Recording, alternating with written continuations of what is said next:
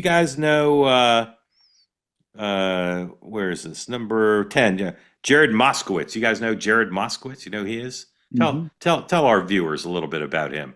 Julian. He is a relatively moderate congressman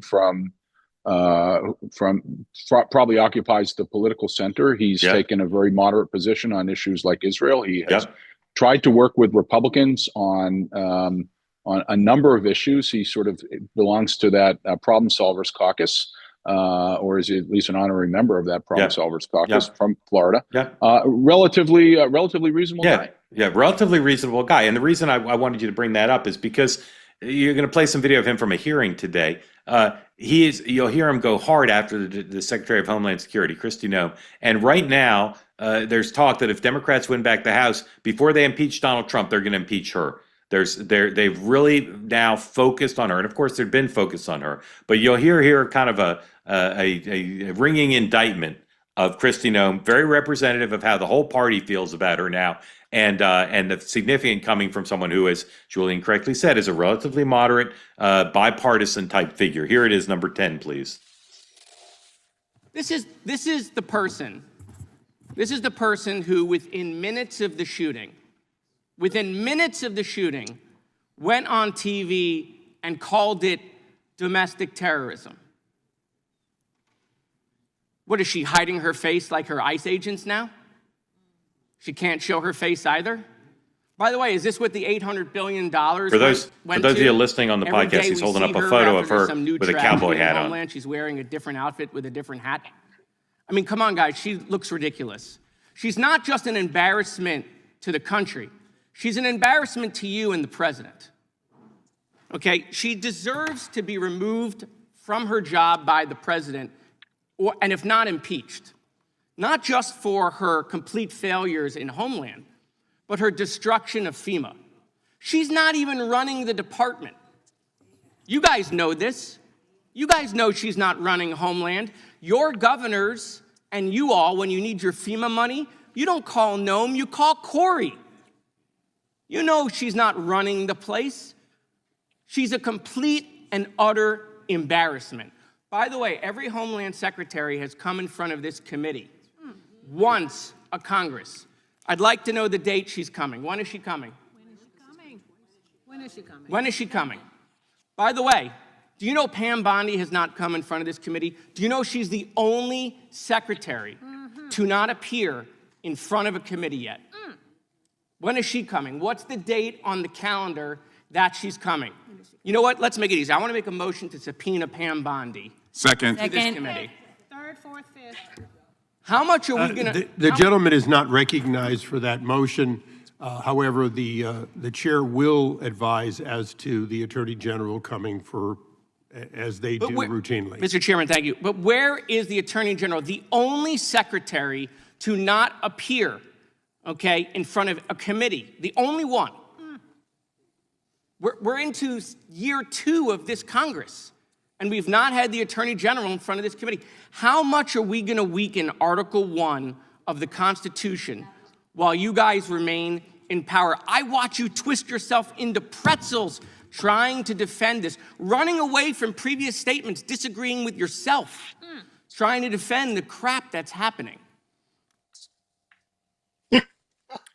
Matt, thoughts on that, Matt?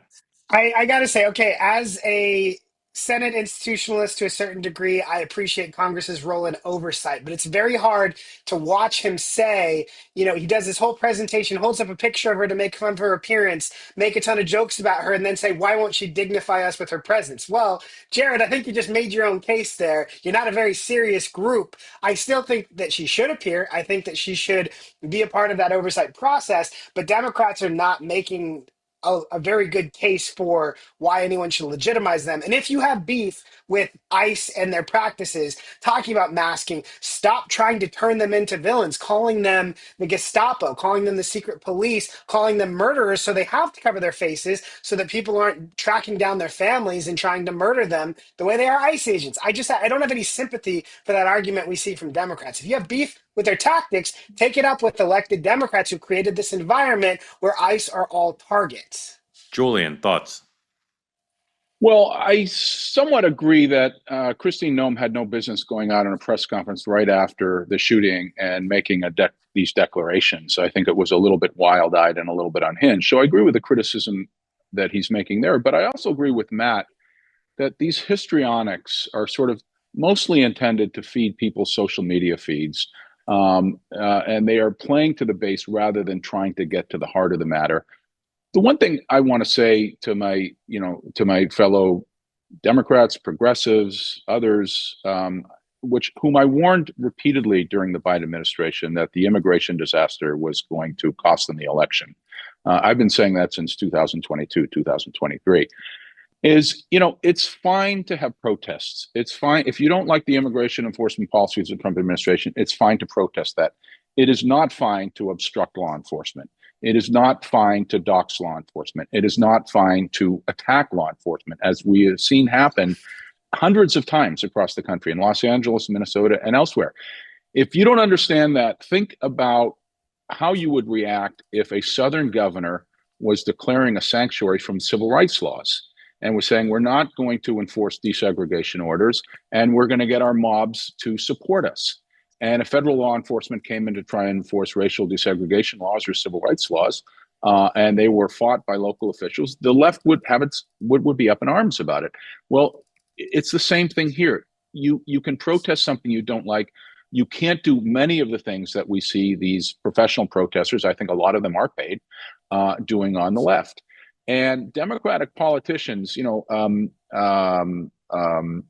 Coleman Hughes had a great essay on this. Coleman Hughes wrote this essay, and he said during the civil rights marches of the 1960s, Martin Luther King would go to his supporters and he would constantly urge them not to engage in violence. And he would constantly say, you get the moral high ground if you stay away from violence. And Democratic politicians have done the opposite here.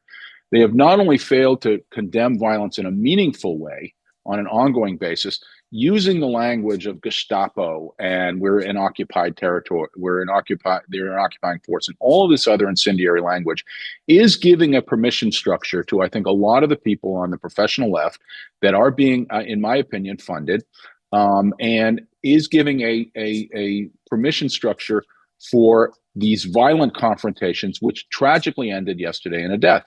And I think some of the blame has got to be laid at the failure of the Democratic establishment to actively do what Martin Luther King did in the 1960s, which is to say, they even got an order from the D.C. courts not to sell alcohol on the day of the famous speech, the "I Have a Dream" speech, because they wanted to make sure there would be no violence. Democratic officials have totally failed to understand the distinction between free speech, protest on the one hand, and active obstruction and attacks of law enforcement on the other hand. And I think that is the environment which we saw in which we saw this tragedy occur yesterday. So again, I think reasonable people can disagree about what happened yesterday, but I think the environment that is being created, at least some of the responsibility has got to be laid on my side, the Democratic side. And I think this is a very negative thing politically as well for the party if they don't correct it. It satisfies the base, but the voters in the middle don't like this kind of stuff. Julian, very glad to say that Cozy Earth is back as a sponsor. I wore my Cozy Earth pants all vacation. I wore them to the beach, and then I wore them, I'll mention the brand, I wore them to brunch at the Four Seasons. And no one said, Mark, why are you wearing your Cozy Earth pants here at the fancy Four Seasons? You just wore them on the beach. No one was the wiser. Cozy Earth products available, 20% off now, including the pants. CozyEarth.com, promo code 2WMM. That extends to the sheets, the bamboo sheets, the bubble cuddle blanket, all of the different pants that I love so much. Give the gift of luxury this year. Buy some for yourself. Make every moment comfortable. Head to CozyEarth.com. Use my code 2WMM for 20% off everything on the site. Be sure to mention you heard about Cozy Earth here. Some of you mentioned to me that you got Cozy Earth products over the holidays for your loved ones or got them as a gift, and everybody was very pleased. So right now, CozyEarth.com, promo code 2WMM for 20% off everything on the site. They say that something that's easy is like a walk in the park. Well, easier than a walk in the park, hit the subscribe button, be part of the two-way community, never miss an episode, be part of our conversations. Thank you for your service to America. And don't forget, you can now listen to the morning meeting and Two-Way Tonight on Apple, Spotify, or wherever you get your podcasts.